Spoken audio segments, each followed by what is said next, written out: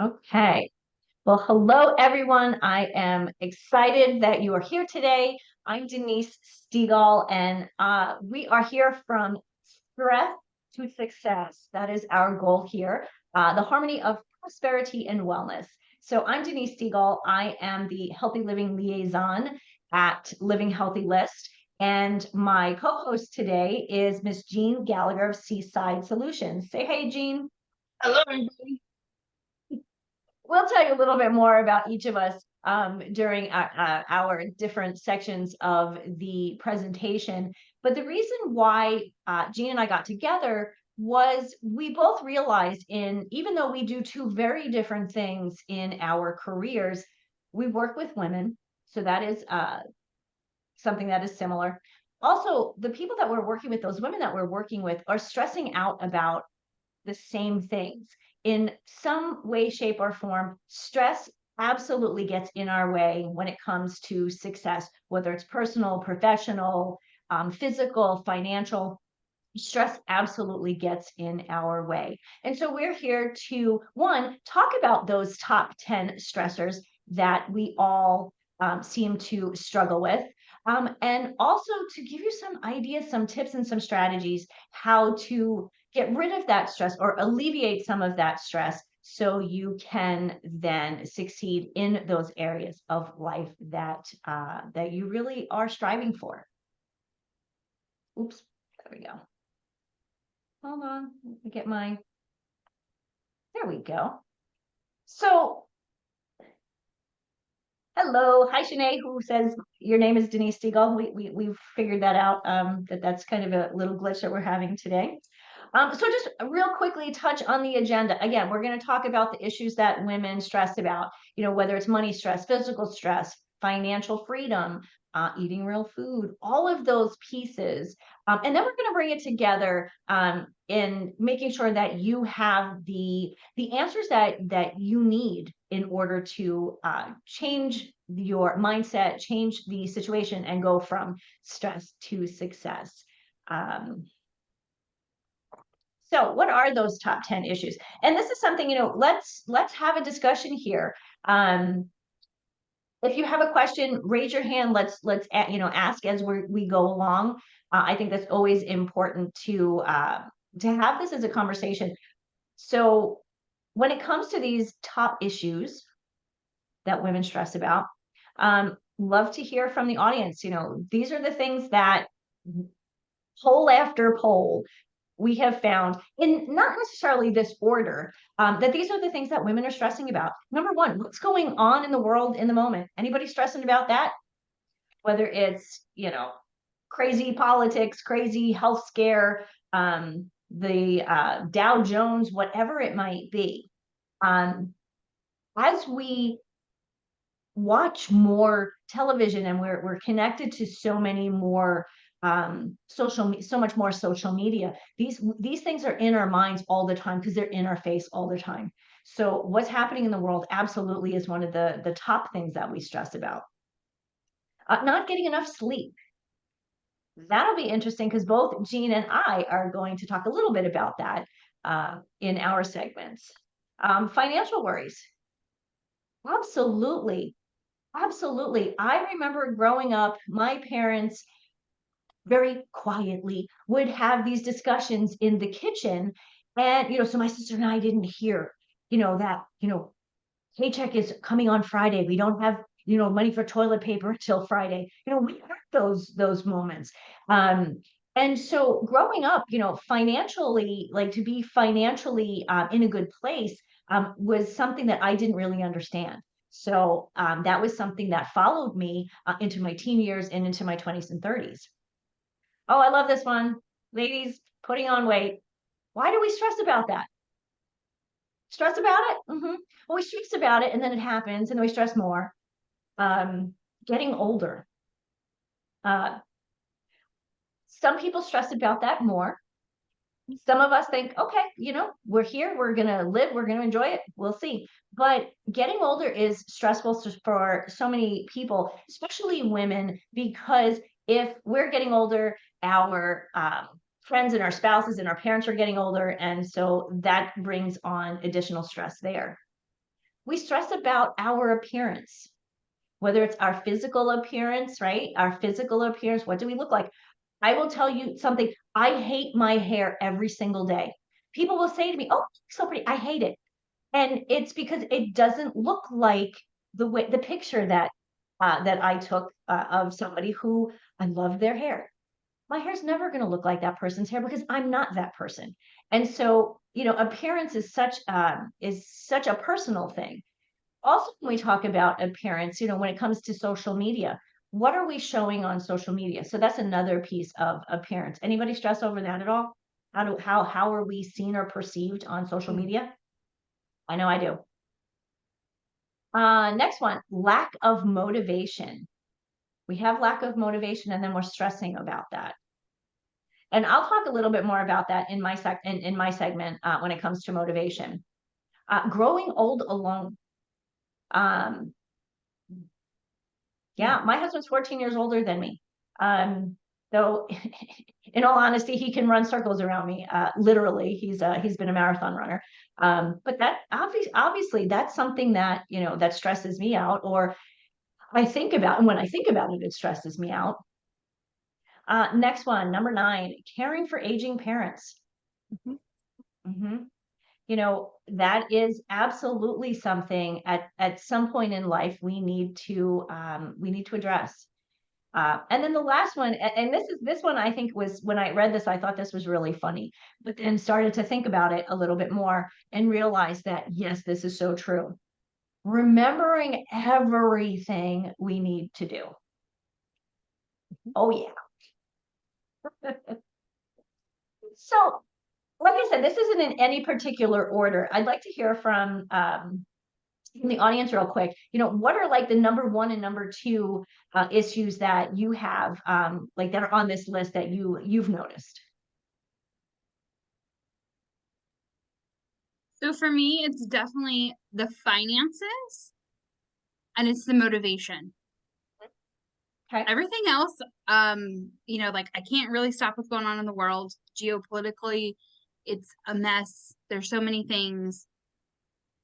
Sleep, I get a lot of. I have an infertility, so my weight has always been an issue. So it's not anything I can stress about because there's nothing I can really do about it. Getting older is part of life. The appearance thing, it's part of life as you age. My infertility has caused a lot of aspects of my appearance to change. Growing alone, definitely. I'm an only child. So upon the passing of my parents, it's just me left in the world. So I hope I am not alone. I mean, I have friends, of course, but it's not too much of a stressor, honestly, until I hit like 35. And then it became a wee bit more of a stressor. Caring for aging parents, of course, it's not something I'm worrying about right now. I have 2 96-year-old grandparents, including a World War II veteran. So I'm more concerned Wow. about grandparents right now. Sure. And Wow. then parent. Yeah, I know I'm one of those rare millennials who's got multiple generations. I think we've got 5 in one line. Wow, that's amazing. Yeah. So that's my Mm, feedback. awesome. And Shanae, hello yet? Yeah, so mine, I really have 3 that I'm most concerned about. So I'm a few years away from 40. So that has gotten me a little afraid, but it kind of feels the same way as when I got to 30. So thankfully I have really good genes, so I should look like I'm 21 forever. Finances are definitely different because I am divorced. So in some ways, I'm afraid of growing old alone. So yeah, all Got the it. others Thank you. are, they're sort of just the way of the world. There's kind of there. Well, thank you, Mhm. Shanae and Katie, for sharing. I think it's really important for, with this list of 10, it's, for each person, it's a little different as we, just experienced. But these are definitely things that we can address. And I'm excited that Jeanne and I can talk a little bit more about how to manage these. So with that, I am going to turn it over to Jeanne. This is Jeanne Gallagher with Seaside Solutions. I love what she says here. At Seaside Solutions, we truly believe that education is the foundation of financial wellness. So Jeanne, thank you. I'm so excited to co-host this with you. Thanks so much, Denise, and I'm excited to be here too. And I love talking about these conversations, and I'm really excited about putting together the health piece and the financial piece, because they are so interconnected. However, I don't think that we would normally connect them. So they fit well together. And what I like to do, and I think I saw both of you on a call yesterday too, and what I really like to do is to talk about creating a comfortable space for these conversations. Because when you're talking about your health or you're talking about your finances, they both can be very vulnerable. And it's important that you're in a comfortable environment, meaning the people that you're talking to, you're comfortable and they're listening, and it's an exchange of information, because you can be talked at all day long, but the question is, are you being listened to?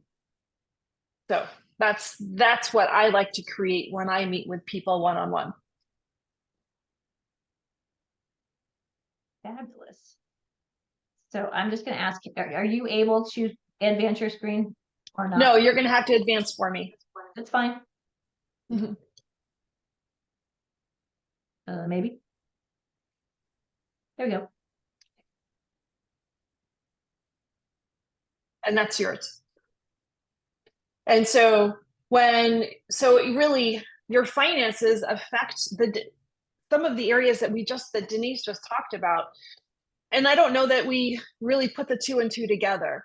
So getting enough sleep, if you're worried about your finances, you're unsure what you're doing, you don't feel like you have a good path, or what I really think is if you do have a path and you do have goal set and you have something to achieve that's clear and concise, it makes it easier to relax. And that hits the financial worries piece. And then if you can work hard now to set yourself up for later, growing old alone it's very lonely. But if you can set the financial piece away and know that, if you are here by yourself, or actually, honestly, if your significant other is there by themselves, that you're both working towards a common goal. And that really comes along with the caring for aging parents, because there is a financial stress that happens with that, not just the emotional piece, but of taking care of them, but is the affordability of doing just that.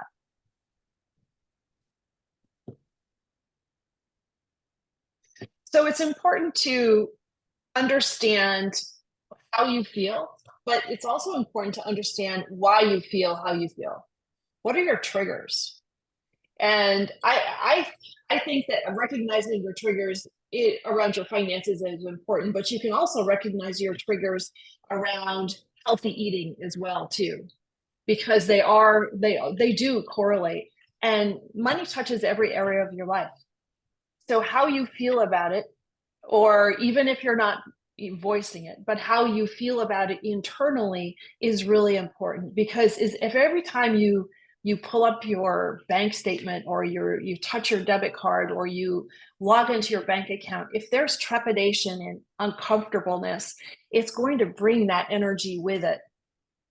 But if you can put yourself in a different position, knowing that, yes, this is difficult, but this is my plan and I'm working towards my plan. It's not easy, but if you have that in place, you can look at those things in a more positive manner. And it's interesting to understand, when you put yourself in control of your money, how your money does what you want it to do. So that's what we're looking for. And be aware of your thoughts. And this is just exactly what we're talking about, in the feelings that those thoughts create. So when you think about your money, are you excited and hopeful and in control?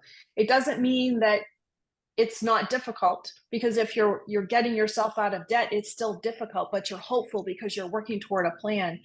Or do you want to be that puppy dog in the picture and just crawl under a blanket? Are you anxious and you just don't want to talk about it?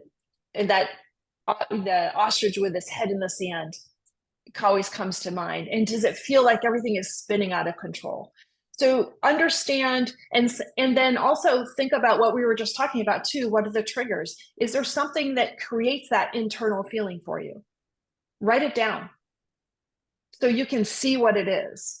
Because if you can see what it is and you put it on paper, journal about it, that's going to help you identify, oh, here comes this feeling again. I know what's going to happen and I'm going to circumvent this. Because if we just go, oh, I feel terrible, and don't address the whys behind it, it's very difficult to stop that habitual pattern. Mhm. So the future belongs to those who believe in the beauty of their dreams. When was the last time you actually wrote down, what do you want? Where do you see yourself in the next 3 months, 3 years, 5 years, 10 years? Because where you want to be in the future is 100% directed on what you're doing today. So the first step is to separate the emotions and talk to yourself like a business. What do you want to have? Where do you want to be? And then we can figure out how to get you where that is, right? And so if you were talking to a friend or a relative or somebody and they were feeling all confused about something, not about money, they were feeling all confused about something, and you're that third party coming in without any emotions in that situation, and you started asking them questions, you would say, well, how do you feel? Why do you feel like that? What do you really want to accomplish? Now you're asking those questions because you're not emotionally attached to the situation. So how can you bring that insight to yourself and stop the emotional and really just, if things are uncomfortable, that's okay. But let's look at this realistically and say, this is what it is.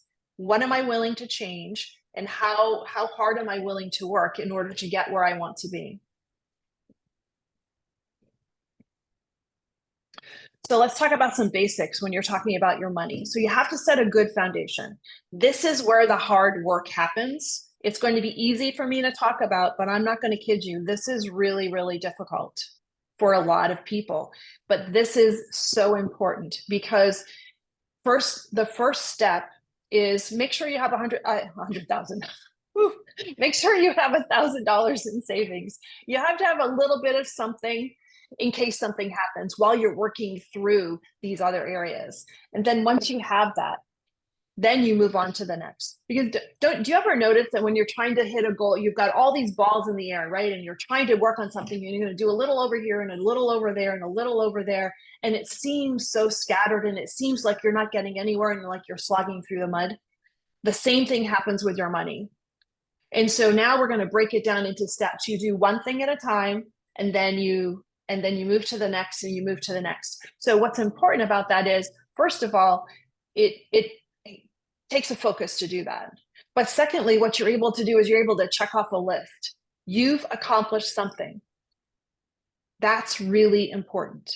And that happens when you're talking about healthy living and when eating real food, and Denise is going to get to that as well. It's the same thing. There's a lot of correlation between what you eat, your diet, and your exercise to money. And I use those analogies all the time because if you're starting a new exercise program, you're going to be really, I'm getting ahead of myself, but I always do that. You're going to be really excited about it. And then all of a sudden it's going to get really difficult. And you go, well, I just messed that up. I don't know if I can do it. Same thing happens with your money. So let's talk about the steps. So that $1,000 in savings. And then, oh, Sorry, I'm going the That's wrong okay. way. I'm sorry. Yep, wrong way. I don't know why it's not. Oh, That's okay. You're sorry. going backwards, but keep going. There we go, right there. So you have the $1,000 in savings. I've done that before too. No big deal. The $1,000 in savings. Get that taken care of. And then let's tackle the debt. So when you tackle your debt, while you're doing your $1,000 in savings, you're obviously making your minimum payments on the debt. But now it's time to really tackle that debt. So put the debt in order of balances. And you're going to tackle the first balance first. And everything, you're gonna make minimum payments on everything, and any extra money you have is gonna go on that first balance. When that's paid off, you're gonna scratch it off the list, have a little dance party, and take everything you were paying on that first one and move it to the second. Pay that off and move it to the third in order. Don't worry about the interest rate. Let's worry about the balances. Now there's conversations whether one it makes more sense than the other. What I like is I like the mental satisfaction of accomplishing something. Take the smallest thing. You need a win to work through this. And I have this client, and he's a teacher and he's creative.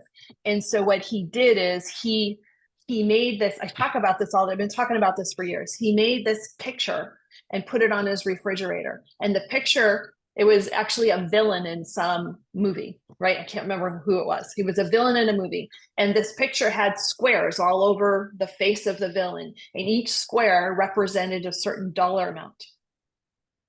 And so every time they paid off a certain dollar amount, they colored in a square on this villain's face. And the squares totaled the total dollars in their debt. So it was on their refrigerator. They're very visual people. It doesn't matter how you get this done and you keep yourself motivated, because Denise already talked about staying motivated, and then we're in that staying motivated thought process. Play silly games with yourself to make this happen. And so every time, and then the conversation was, well, if we don't go out to dinner like we planned, we can put that extra $100 on this square. Yes, let's do that. And so now all of a sudden you're making better financial decisions in order to color in this guy's face. It's kind of crazy, but it works. Whatever works for you. And so pay down that balance, and then also remind yourself, when this is paid off, how will I feel? Really important. Journal about it, because this stage can be really long. For some people, it takes a year or two. You have to really apply yourself and be consistent. And looking at your monthly budget, where in your month can you shave off some extra things to apply to the debt? That debt, just like weight, comes on like this, right? How hard is it to take the weight off? It's a lot of work. Well, the same thing happens with your finances too. So slogging through this is really important. And then once that's happened, now you really need to build a true emergency fund. And an emergency fund needs to be 3 to 6 months worth of expenses saved. So now if Murphy happens, you have something to fall back on, right? Okay.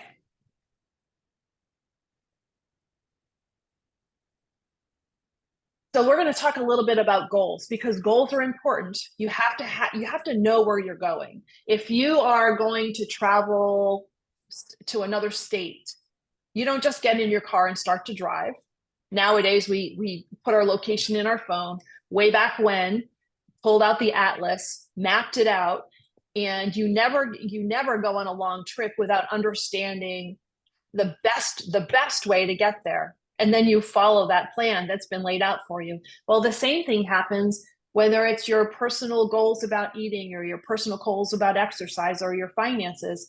You need to have or your life. You need to understand really, where do I want to be? What do I want to be when I grow up? Right? I'm still wondering. I'll figure it out eventually. And so how do you do that? To make a vision board. And last year, honestly, in my head, so if you make a vision board, do you picture magazines and glue and paper and scissors? Yeah, right? Me too. And so how hard is it to put all of that stuff together? The thought of getting going to find magazines and putting that all together was so overwhelming. I never did it. Until somebody said, did you ever think about doing that virtually? Like, duh, no. Should have, right? Canva is a great place to make a vision board. And I'll share mine with you in just a second. So make a vision board, stick it up someplace. My vision board, because I did it virtually, I actually printed it and laminated it, and it's on my wall. I'm staring at it right now. And it's actually a screensaver on my computer. So I can see it whenever I log in, and I can stare at it If I'm not looking at you, I'm looking at my vision board. And so now you figure out what your goals are, get creative, find pictures, Google all of that, have a really good time and put that on your vision board. And then what I want you to do too is I want you to write down why they're important. Just finding a picture and putting on a vision board really, it completes the exercise, but I don't think it's deep enough, because we have to really get it into ourselves. Why did you choose the picture? What is important about that? What motivates you about that? And then how would you feel once that's complete? And this is how you can remind yourself to stay on track and put it on the wall. Just like that person had that coloring, the color the faces of the villain in, that was the reminder of why they needed to make better decisions to pay off their debt. So here's mine. And it took a while. It hits on a couple of different areas, but there's some personal and some business and some things to do. But it really brought clarity to me of why am I going to work hard? What do I want to do? What's really important to me? Some of it's far reaching and some of it is attainable, but it helped bring in some physical challenges that I was having and reminding me why I needed to work through that, some financial things that I'm working on, and also what do I want to do for fun? And so figure that out for yourself. Your vision board can be all fun, it can be all business, it can be about your kids, it can be about whatever. But the important thing is to get it on something you can see to remind yourself why you're going to slog through the mud to work really hard to do what you need to do. Okay, so let's talk about goals. So what are goals? Financial goals. And some goals are short-term, some goals are long-term. So what would be a short-term goal? It could be saving for a car. It could be vacations, whatever that short-term 3 to 5 year kind of thing is. A long-term goal, paying down payment on a house, and retirement is an obvious long-term goal. And so when you figure out you figure out what your goals are, short-term or long-term, and what they are, your goals need 3 different identifiers. You need to know what it's for. It has to have a name. Maybe this goes on your vision board. It has to have a name. And then you need to know, when do you need it by? Is it short-term, long-term? But you have to be more specific. Well, this is short-term. No. You have to be more specific. I need this by January of 2025. So now you figured it out. And then a dollar amount. How much is needed for that particular goal? So then you can break that down into, what do you need to do per month? This could be, I need to pay off this debt by a certain time. And so now you've identified it, the dollar amount, and when you want it done. It could be that you want to go on a great trip and in 3 years. It could be that your child needs to do something in a couple of years, whatever that happens to be. But it has to have a purpose, a name, it has to have a duration of time, and it has to have a dollar amount. It has to be real.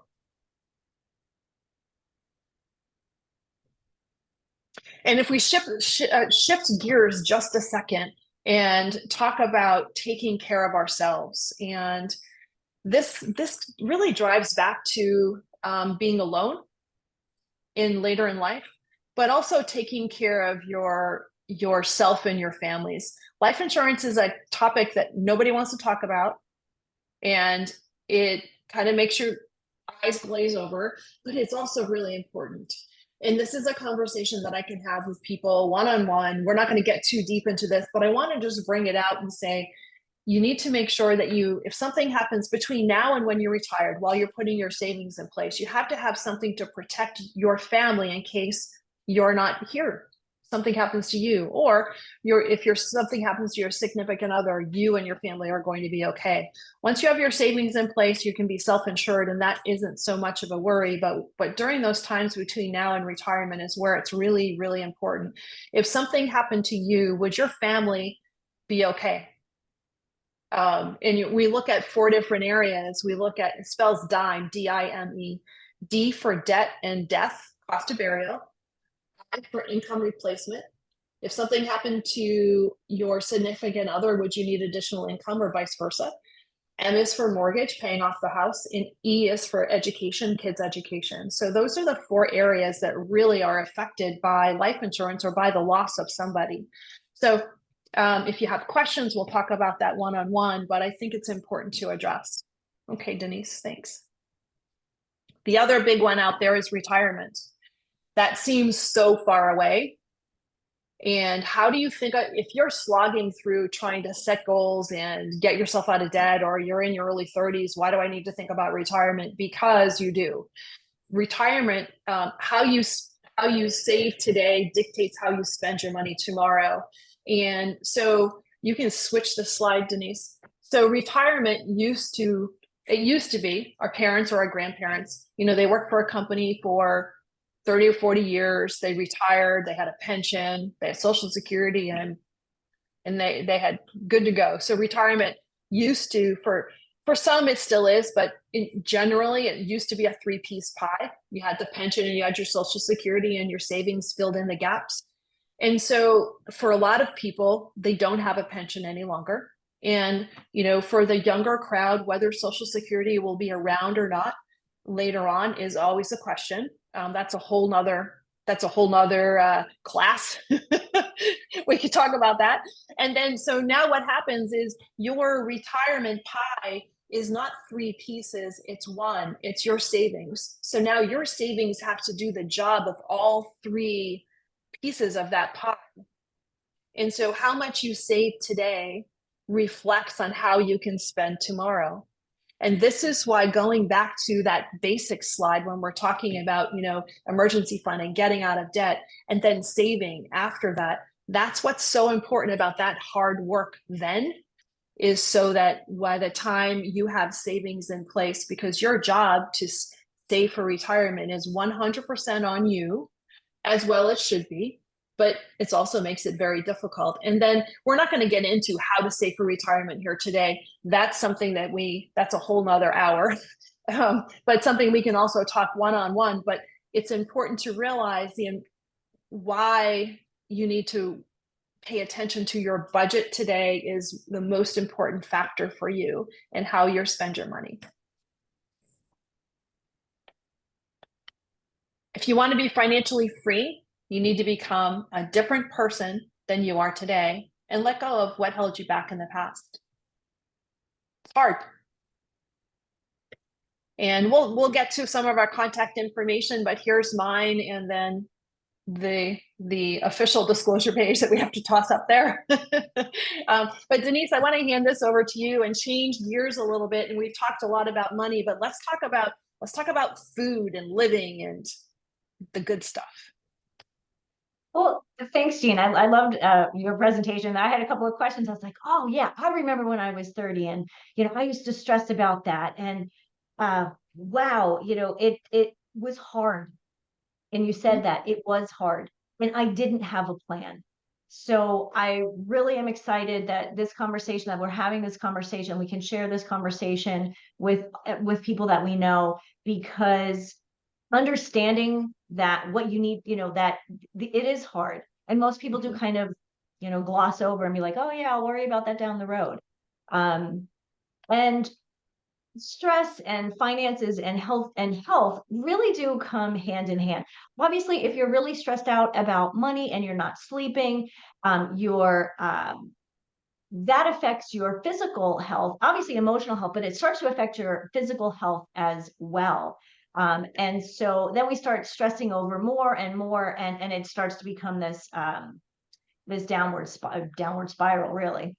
So just real quick for everyone, I'm Denise Stegall, the Healthy Living Liaison.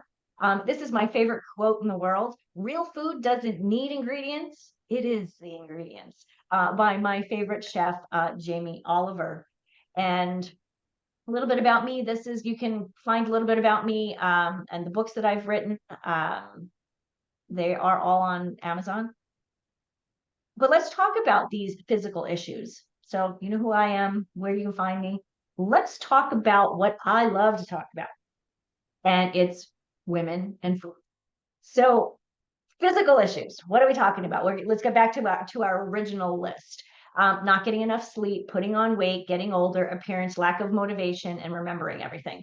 And so many of these they actually can all connect. You know, if you're not getting enough sleep and you're putting on weight, and then you're getting, you know, we're all getting older. I hate to bust anyone's bubble, but we're all getting older.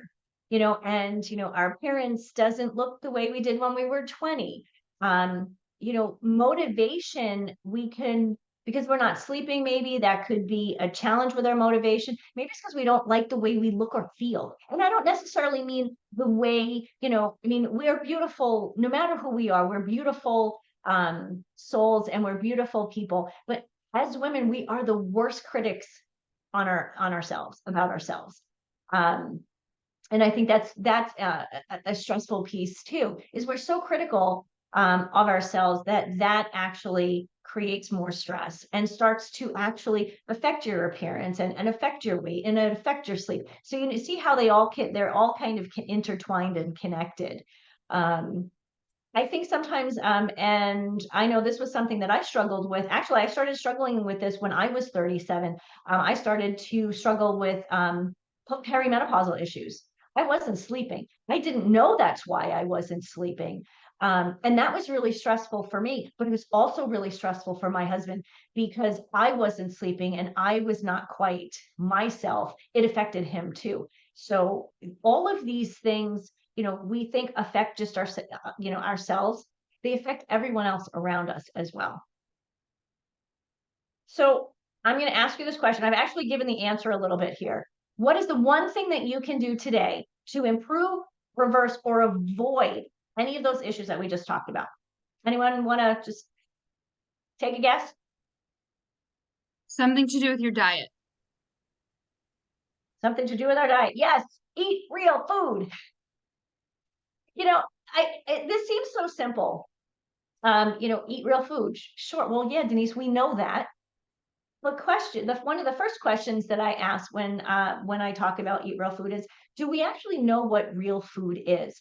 I think in this day and age, we're so used to everything being overly processed that we kind of forget that an apple pie is not necessarily real food. It started out as real food. It started out as a beautiful little happy apple, and then we changed it and did all these other things to it. Real food is basically, this is what was put on the earth for us humans to eat. When people started walking the earth, our bodies were not craving Doritos. They were not craving pizza.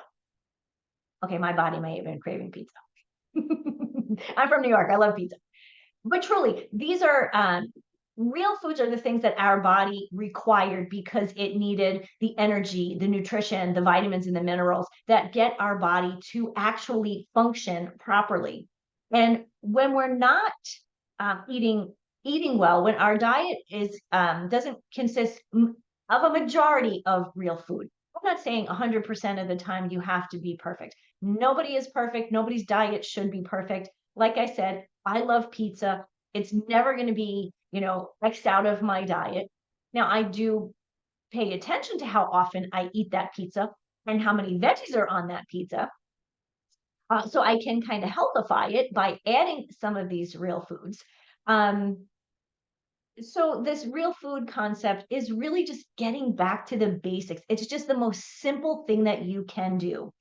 And when you do eat real food, how does this affect everything else? So when you're not sleeping and whether it's the financial stress, menopausal symptoms, or just overall stress that we all deal with, real food is supportive of your body. It's supportive of your brain. Physically, emotionally, mentally, real food is there to support you. Actually, go through this a little bit more. And why? Why are real foods the answer? Why do real foods come to the rescue when it comes to stress? Real foods are a complete protein. Whether it's lean meats, fish, poultry, or something like quinoa, which is a plant-based complete protein. real foods have carbohydrates. Not every one of them has carbohydrates. And when I talk carbs, I'm talking healthy carbs. They have healthy fats, which our brain absolutely needs. And of course, the essential vitamins and minerals that kind of make up all of the kind of fill in the holes. If protein, carbs, and fat are kind of like, we call those the macronutrients, the vitamins and minerals kind of like fit into the holes in between. So if you put a piece of a fish on your plate, you say you're putting everything in a jar. You have a piece of fish and some broccoli, and maybe some avocado in a jar. You know, kind of like if you're making a jar and a salad in a jar, you put them in there. There's a lot of space in between. Vitamins and minerals are the things that kind of fit in between. And these are the nutrients that are absolutely essential for your body, again, to function properly. And if your body's not functioning properly, everything starts to fall apart. You don't feel well. You're not sleep. If you're not feeling well, you have tummy issues, then all of a sudden you're not sleeping, and then you're stressing. And then when you're stressing, your skin doesn't look so good. So again, there's that spiral that I talked about earlier. So real food, I'm going to get back into this. You know, when it comes to weight, real food has fewer calories, right? Real food is nutrient dense, lots of nutrition in the food, not as many calories. So when I say that, think about, we'll even just use a piece of steak. You have a 5-ounce fillet, or you have a hamburger, a greasy hamburger with bacon and cheese dripping from it. Maybe put some fried onions on there, and you can compare. They're both meat. They're both, animal protein, but which one is healthier for you? The steak, obviously. Vegetable. The whole point of this is the food that you eat supports your body. It's going to support your weight. Weight is an interesting thing. You know, we have we all look in the magazines and on social media, and we see people that we want to look like them. And I think we forget to realize that we are all individuals, and we need to look like one person. We need to look like ourselves. And I think that the stress of aging and the way our appearance is, when the more we look at social media, the more we think, oh, I want to look like that person. The more we step back and actually pay attention to what we're eating, how we're eating, the people that we're eating with, that's when that stress, we see that we can alleviate those stressors. Also, when it comes to getting older, glowing skin. I mean, I remember when I was in my 20s, I had beautiful skin. And as I kind of got a little older, there was a period in there about 10 years where I was working a lot. I was, getting on the train at 7 o'clock in the morning, and there were nights that I wasn't getting back on that train until 10. And so my skin wasn't looking so good. I felt lethargic. And why? Because I was eating out all the time. When you're working those kind of hours, people still do.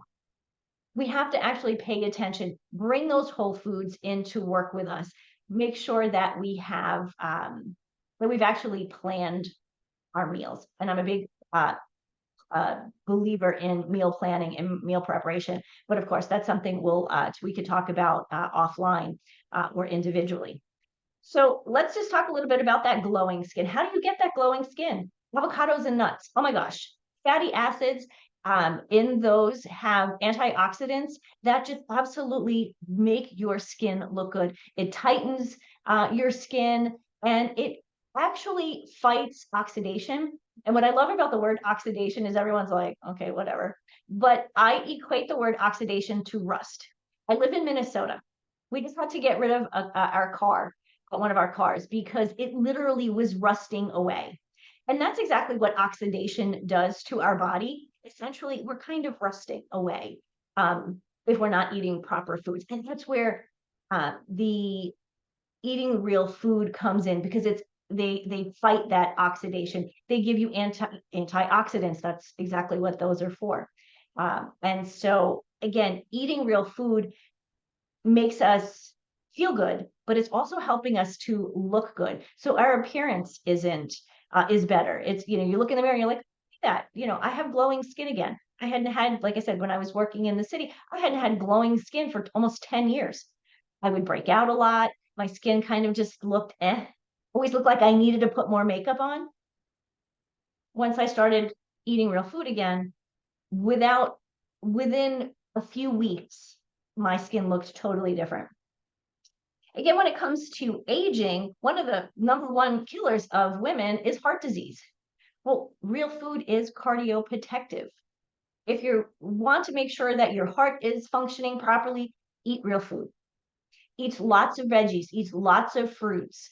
Fruits and veggies are your friends. Absolutely. So it lowers, when you eat real food, you're going to lower inflammation, internal inflammation. And it has been shown that inflammation is basically the cause of most illnesses.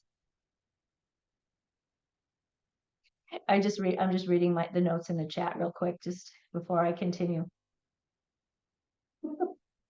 Okay, so I love this. So, I'm talking about eating real food. And one of the things that Jeanne just says, there should be a macaroni and cheese treat. Macaroni and cheese.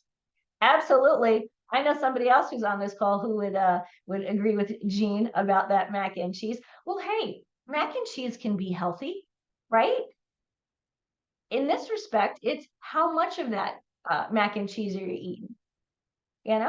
I mean, I said this earlier, 80% of the time, if you're eating real food, guess what? Indulge in the things that you love. Okay.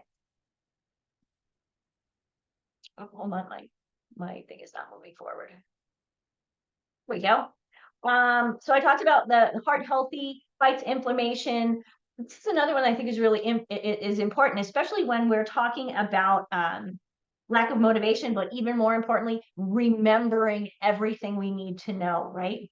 Our bone and our brain health are absolutely, or eating real food is absolutely vital to our bone and brain health.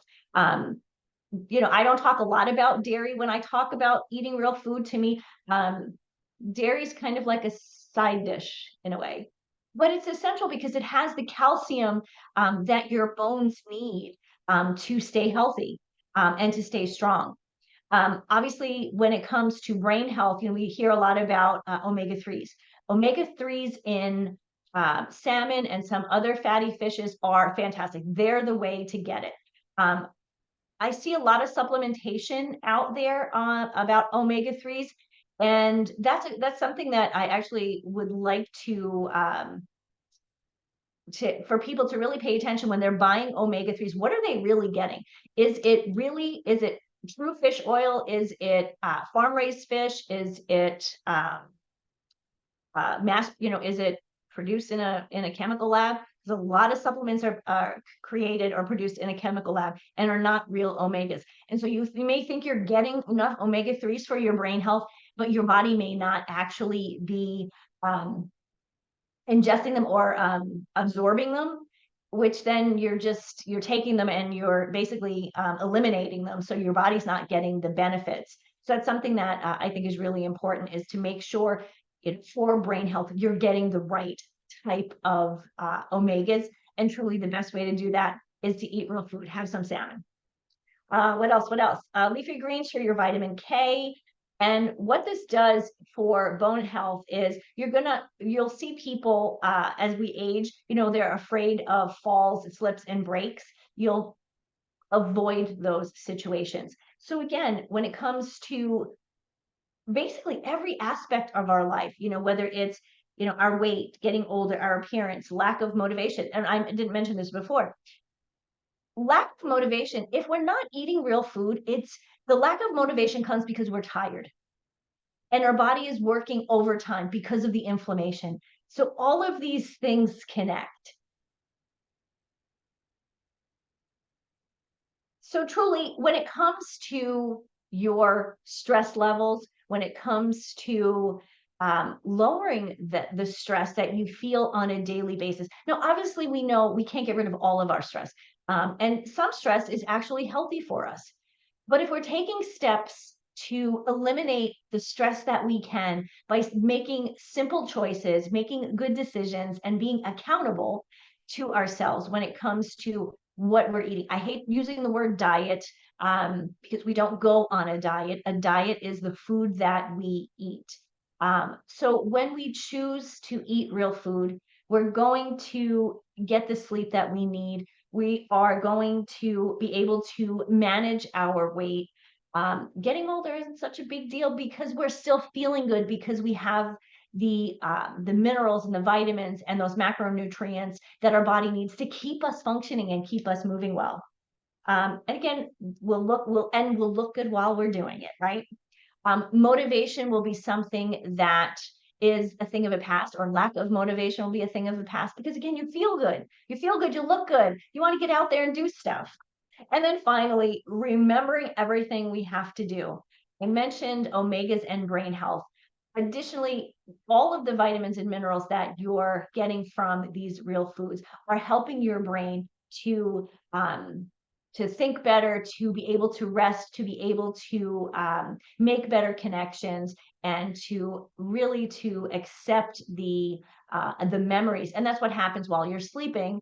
Again, everything's connected. When you're sleeping, your brain is remembering the things that happened that day, and that's really where your memories are created. So again, eating real food touches every aspect of the physical parts of stress, and also, as Jeanne noted, also with the financial aspects of stress. So I just leave you with this. Imagine embarking on a journey to your best health and wellness, equipped with a personalized toolbox tailored just for you. Because you are a unique person, you are one of a kind, the path to well-being truly is as unique as you are. And that's something that I work with my clients, is with this toolbox.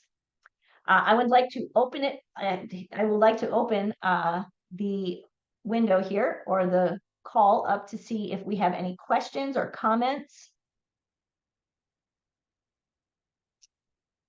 Okay, Shanae. Oh, she had to pop off. Okay, hi, Jeanne. Katie, any thoughts, questions?